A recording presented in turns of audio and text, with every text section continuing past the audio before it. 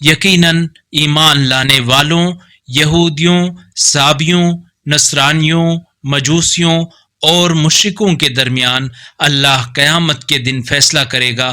یقیناً اللہ ہر چیز پر گواہ ہے۔ کیا آپ نے نہیں دیکھا کہ جو کچھ آسمانوں اور جو کچھ زمین میں ہے، نیز سورج، چاند، ستارے، پہاڑ، درخت، جانور اور بہت سے انسان اللہ کے لیے سجدہ کرتے ہیں، اور بہت سے لوگ جن پر عذاب حتمی ہو گیا ہے، اور جسے اللہ خوار کرے اسے عزت دینے والا کوئی نہیں۔ یقیناً اللہ جو چاہتا ہے کر گزرتا ہے۔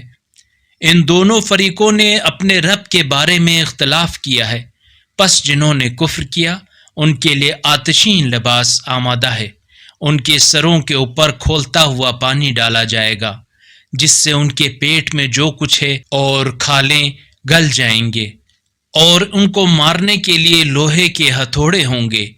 جب وہ رنج کی وجہ سے جہنم سے نکلنے کی کوشش کریں گے تو پھر اسی میں پلٹا دیے جائیں گے، اور کہا جائے گا جلنے کا عذاب چکھو۔ اگر اس قرآنی کلپ نے آپ کے دل کو چھو لیا ہے تو براہ کرم چینل کو سبسکرائب کر لیجئے اور بیل آئیکن کو دبا دیجئے۔